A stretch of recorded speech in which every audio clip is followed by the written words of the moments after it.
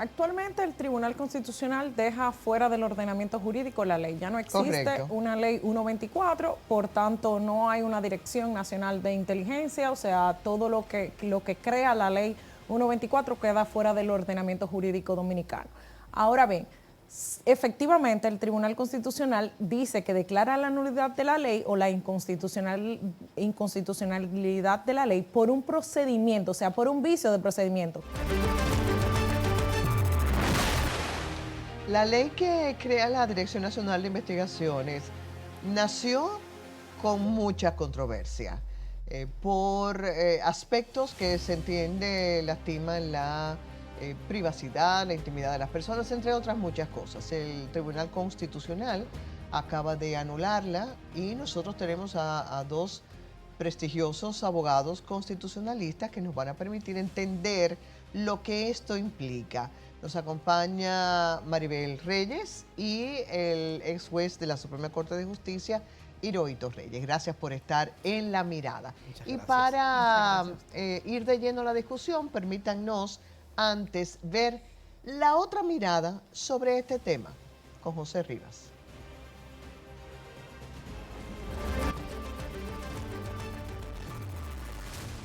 Desde que se aprobó en el Congreso Nacional la ley que creaba la Dirección Nacional de Inteligencia DNI, diversos sectores encendieron la luz roja debido a que la pieza contenía varios artículos que violentaban derechos individuales y ponía en peligro la libertad de prensa. En medio del revuelo salió a relucir que muchos legisladores, entre diputados y senadores, reconocieron que votaron a favor de la pieza enviada por el Poder Ejecutivo sin leer los artículos que estaban sancionando. Atentar contra la privacidad y la libertad de prensa movilizó un rechazo a la ley que inmediatamente fue promulgada. Comenzaron a llegar los recursos de nulidad al Tribunal Constitucional. La decisión de esa alta corte es una clara señal que si otras reformas como el proyecto de modificación del Código Laboral terminen el Congreso desconociendo conquistas o contraviniendo normas y disposiciones legales ya establecidas, el Tribunal Constitucional tiene la suficiente madurez para enderezar los entuertos.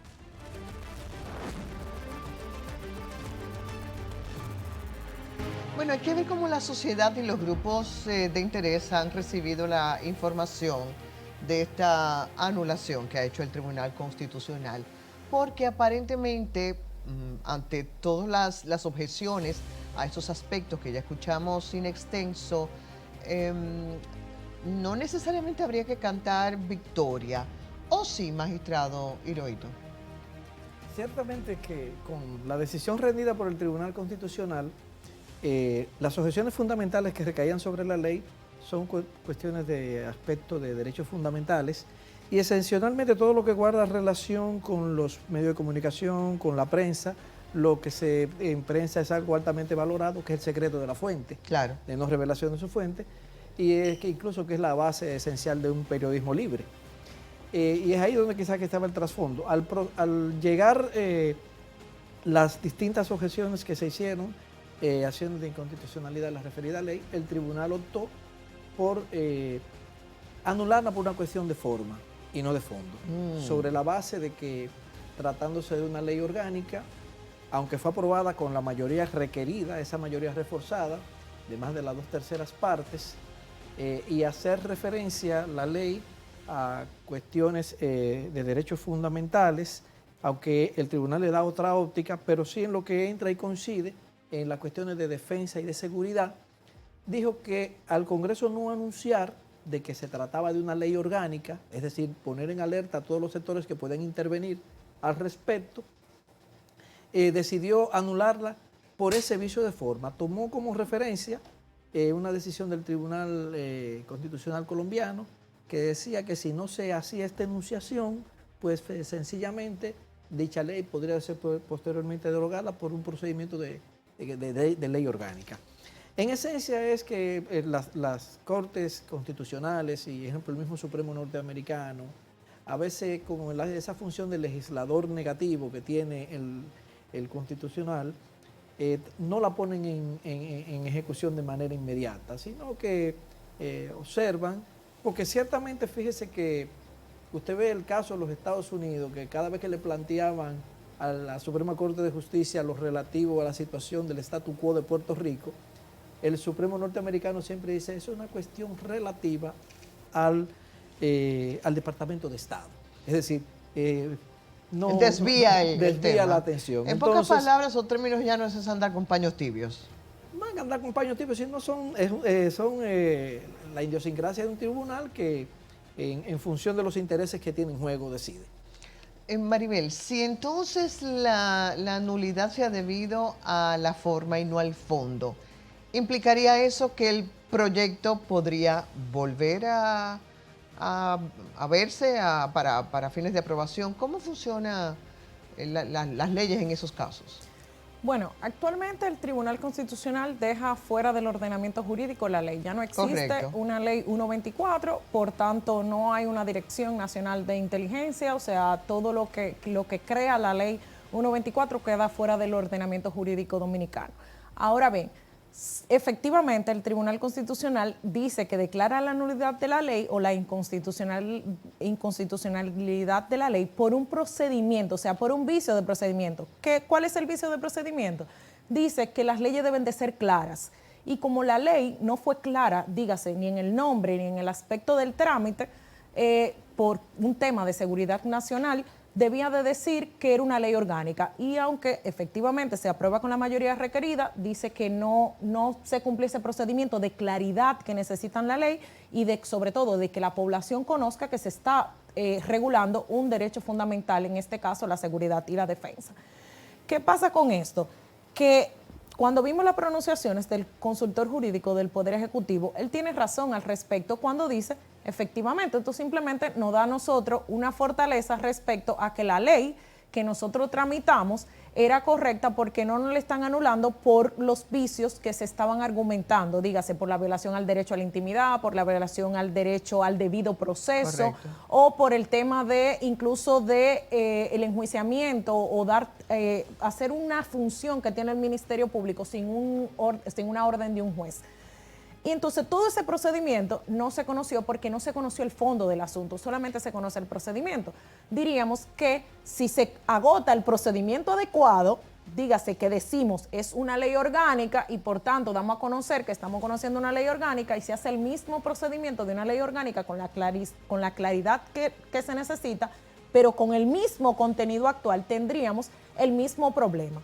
Pero yo entiendo que tanto el Poder Legislativo como incluso el proponente, que es la Consultoría Jurídica del Poder Ejecutivo, van a tomar en cuenta los vicios de legalidad que se estaban proponiendo en esa acción directa de inconstitucionalidad, porque aunque el Tribunal Constitucional no lo decide y no dice que es inconstitucional por esos aspectos, son aspectos que han sido claramente debatidos en los medios de comunicación y por la comunidad jurídica.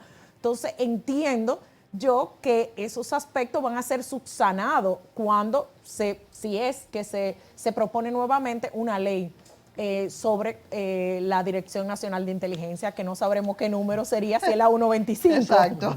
Doctor Hirohito, el hecho de no haber ido o no haber tocado el fondo de la ley, ¿cómo lo ve usted desde el Tribunal Constitucional?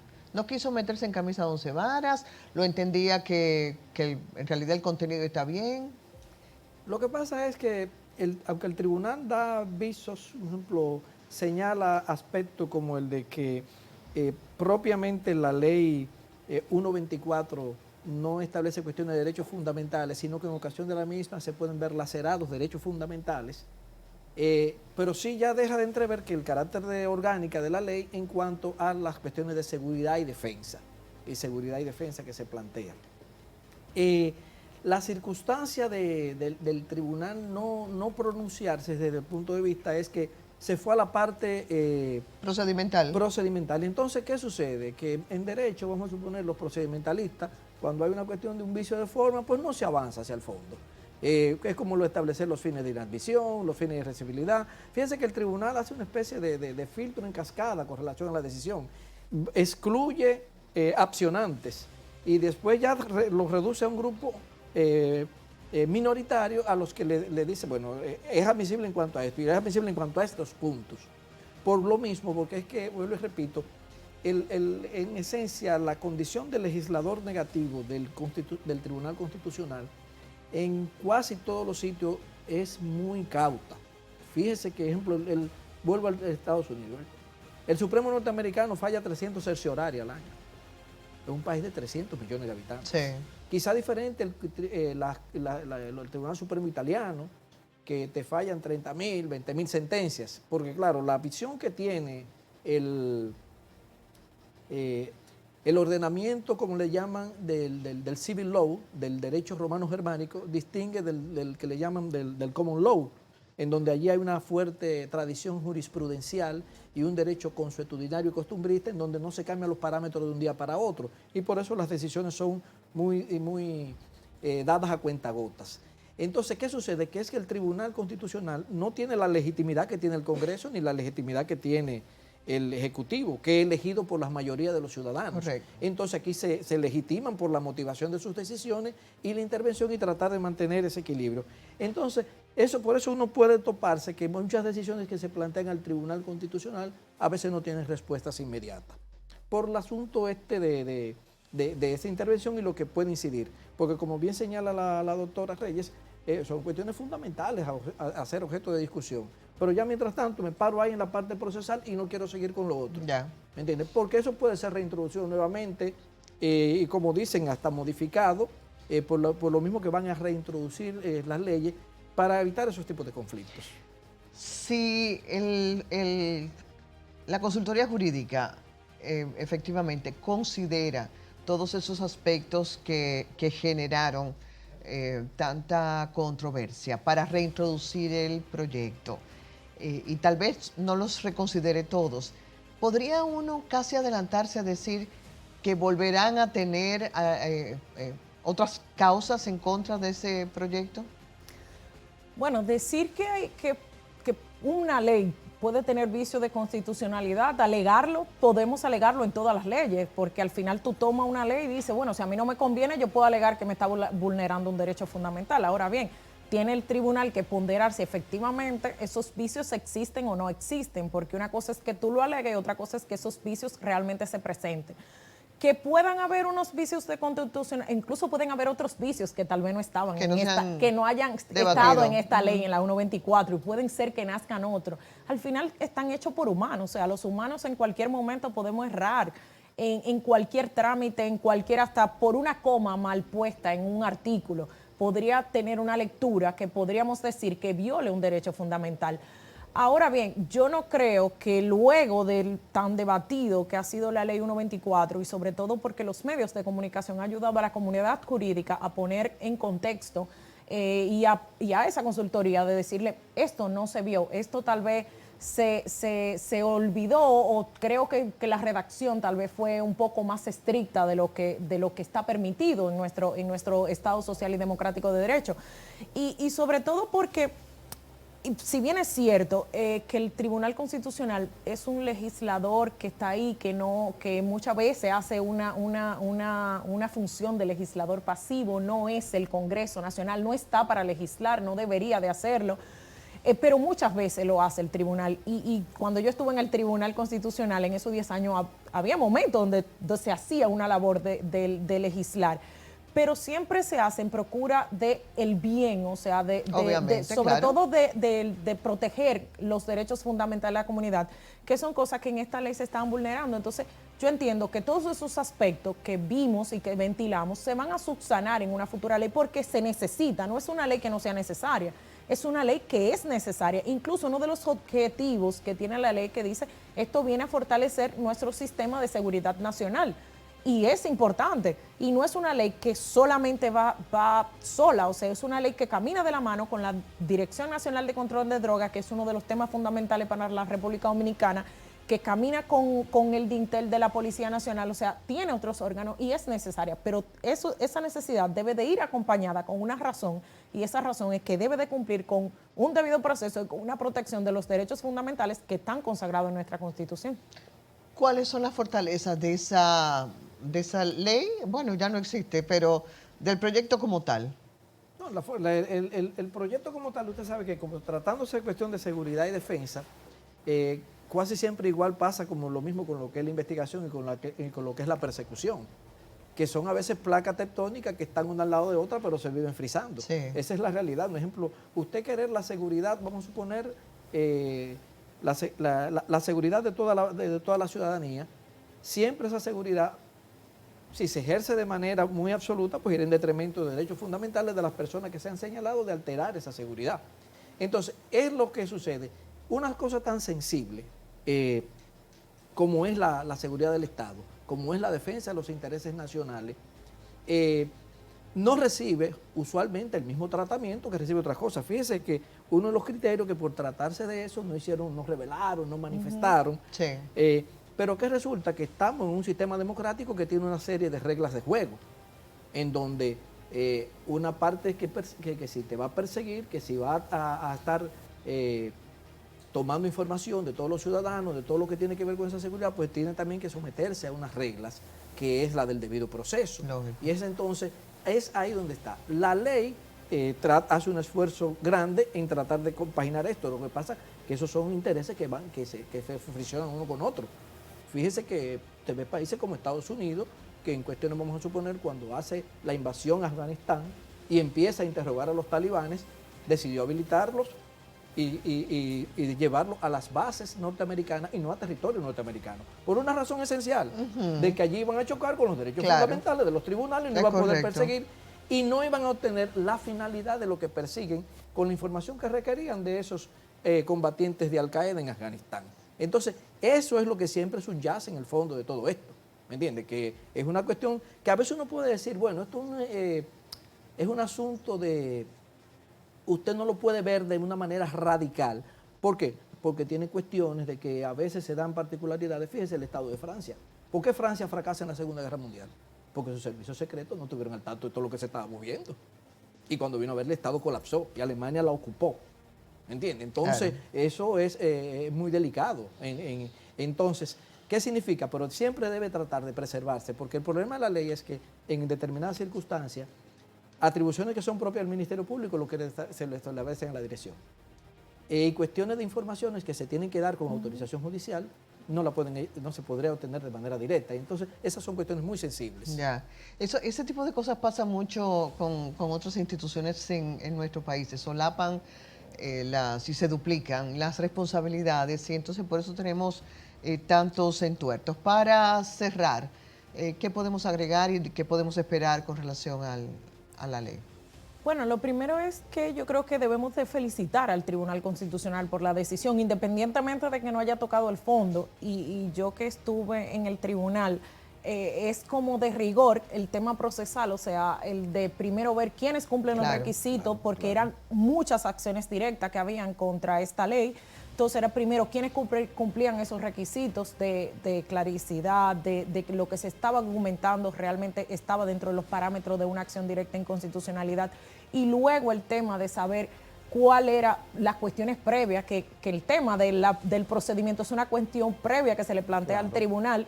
Entonces debe decidir esa cuestión previa y por eso no entra al fondo. Yo creo que hay que felicitar. Y yo recuerdo que escribí un artículo el 31 de enero de este año donde decía, el tribunal, la nueva composición del Tribunal Constitucional tiene la tarea de declarar de urgencia y de zanjar este tema lo más pronto posible. Y dentro de lo pronto, realmente, para una composición nueva que tenía que conocer todo el engranaje del Tribunal Constitucional, la verdad es que independientemente de que no haya conocido el fondo, por la forma en que tomó la decisión, hay que felicitar al Pleno del Tribunal Constitucional por la decisión. No tenemos una ley que vulnere derechos fundamentales, no tenemos una ley que transgreda o que interfiera en otras actuaciones de otras instituciones tan delicadas o tan importantes como la labor del Ministerio Público, y creo que eso es lo importante que debemos de recatar. Respecto al proyecto que venga, pues lo que debemos de hacer es que se tomen en cuenta todo lo que se ha opinado al respecto, que efectivamente sí necesitamos una Dirección Nacional de Inteligencia en la República Dominicana, necesitamos que se proteja. Nosotros sabemos lo que está pasando en nuestro vecino país de Haití, necesitamos esa dirección de inteligencia, pero esa dirección de inteligencia debe de ir encaminada en el cumplimiento de un debido proceso y de unos parámetros que están establecidos en el Estado Social y Democrático de Derecho y que están establecidos en nuestra Constitución, que le ponen unos límites también, porque ahí está el tema de esta ley, o sea, los límites que tiene que tener para que no infrinja o que no transgreda derechos fundamentales que están protegidos y por los cuales tanto hemos luchado hasta llegar hasta aquí. Ciertamente. Lo cierto es que sí, nuestra democracia avanza, hay muchas cosas que siguen siendo relativas. Los derechos que nos corresponden a todos no siempre se cumplen, pero cuando se debaten estos temas, nosotros creo que contribuimos precisamente a que la gente se oriente, se ilustre y podamos mejorar. Muchas gracias a ambos, como Gracias siempre, a usted. por Siempre, distinguirnos con su presencia y con sus análisis y experiencia para que la audiencia de La Mirada también pueda ilustrarse como lo hacemos nosotros.